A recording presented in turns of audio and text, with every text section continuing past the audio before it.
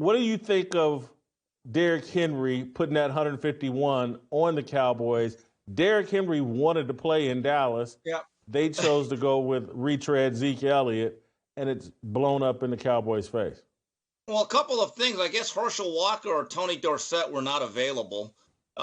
Here's the thing. There's been clear evidence that Zeke was one time an elite premier running back, is at least 2, if not 3 years beyond his peak.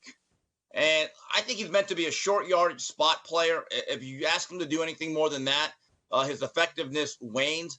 And as it relates to Derrick Henry, don't call it a comeback. I mean, as long as you hand him the ball where he can line up 7 yards directly on the quarterback and basically be a north-south runner, and you ask him to make one cut and come downhill, he showed yesterday there's still a lot of gas left in that tank.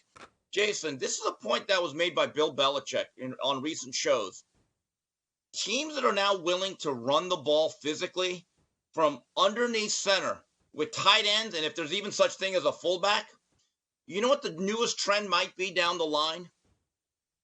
Teams doing that more because defenses do not practice for it.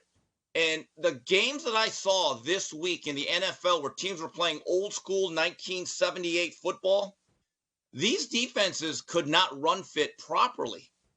I'm just telling you, they look misaligned. They were not setting the edge. There were wide gashes. And I'm watching this going, you know what? If you want to improve quarterback play and overall offense in general, because yesterday's offense, I think, is even worse than I saw the first 2 weeks, we may have to go back to that for a while. We're going to get to that. Alex Smith made some interesting comments about quarterback play and what's been going on. But before we get there, Butter, you're somewhat of a Tennessee Titans fan, and I know Derrick Henry very popular here in Nashville. I thought it was a mistake for the Titans to move on from him. I think the guy had 1,300 yards and 12 TDs last year. Were you disappointed to see them move on from Derrick Henry? Absolutely. I think that he was sort of the face of their offense. It was what you came to understand about the entire Titans. Franchise. Yeah. But, when you look at where the Titans are today and how much they miss him, I'm kind of glad that for him and what he did for the franchise and all of his hard work, they probably weren't going to be a real contending team here in the early Levis years. For him to be able to go to Baltimore and be with, that offense, I think it's worked out. So I think most Tennessee fans, although they didn't want to see him leave, they're happy to see where he's at right now.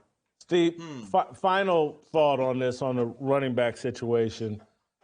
The whole league has told us for the last, 7-10 years, running backs have less and less value. Running backs aren't as valuable as they used to be.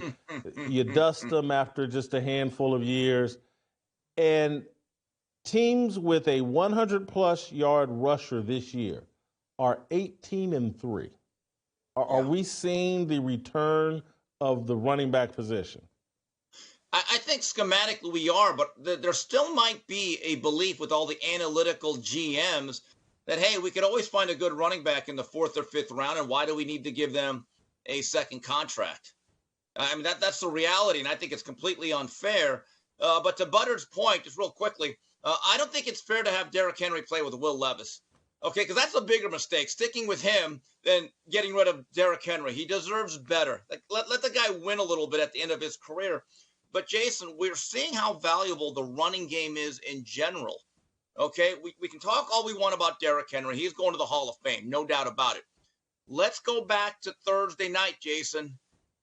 Breece Hall should be the foundation of that Jets offense. And all of a sudden, Aaron Rodgers, he's not so washed up anymore. And what did they do, Jason? I actually saw the Jets, 3 of their first 4 plays, and consistently throughout the game, they went right under center. Old school football. And they ran the ball downhill. And what did that set up?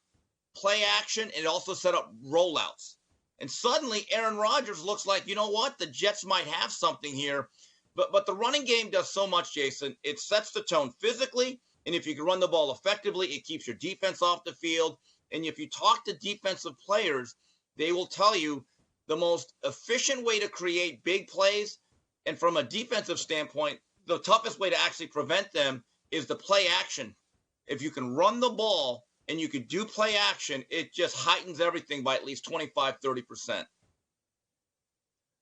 I've been doing all this complaining, and I may have to reevaluate in terms of, because I've always been someone that's like, hey, man, I fell in love with football because of the running backs. Yeah. Tuning in to see O.J. Simpson, Eric Dickerson, Walter Payton, Tony Dorsett, all these, Earl Campbell. I mean, I used to love watching Earl Campbell, Love You Blue, the whole deal. And they turned it all into a quarterback league. And now that it's kind of swinging back, I may actually enjoy the physicality in returning to football and the running back returning to football. And we may be at an inflection point because, again, you can't practice these sophisticated passing games, and it may be easier and more efficient to just hand that ball off to a great running back, 4 yards in a cloud of dust. Jason, I don't even think the issue is that it's become a quarterback league. I think the bigger problem is become a 7-on-7 culture, which has now seeped into the highest levels of football. And by the way, Jason, one of the best ways to deal with this dreaded cover 2, this incredible virus that's caused a pandemic of a lack of offense? Running the ball. There's a phrase that goes on every sideline. I've heard Michael Irvin say it. Run them out of the cover 2. It's another way of saying bring those safeties up, and now we can run play action. So, look, nothing ever old is new, and nothing ever new is truly old. What I'm just telling you, Jason, look for this the next week or two. Teams that go under center and start handing the ball off, they have a real advantage because those defenses, they do not practice anymore as much. They don't hit as much anymore. And teams are not defending certain types of runs the way they did maybe 30, 40 years ago. Did you, and people are going to get irritated with me here, but I'm sorry. My Ball State bias is about to come out, but I'm telling you, I've watched this kid since high school. I knew he would be an NFL player and an NFL running back. Did you watch Sunday Night Football last night? And the Chiefs lose Pacheco, and they gave the ball to my guy, Carson Steele, I believe 17 times. And the guy carried the load, man. And he's a power runner. I'm having this epiphany in real time. It's like, I love the direction the NFL is going, perhaps out of necessity. Maybe they've fallen into it. But if we return to the running backs, again, it's going to make paying Dak Prescott $60 million a year. It's just insanity. Paying any of these guys that much money, and then we're paying running backs $3 or $4 million and telling everybody they're no good and you can't win with them, and they only got a 3-year life expectancy. Anyway, my guy Carson Steele, he's not going away. I'm just pray that he holds onto the football and doesn't fumble. That kid is going to be a major player. Like what you saw? Hit that like button, subscribe, and check out the full episode by clicking the link below.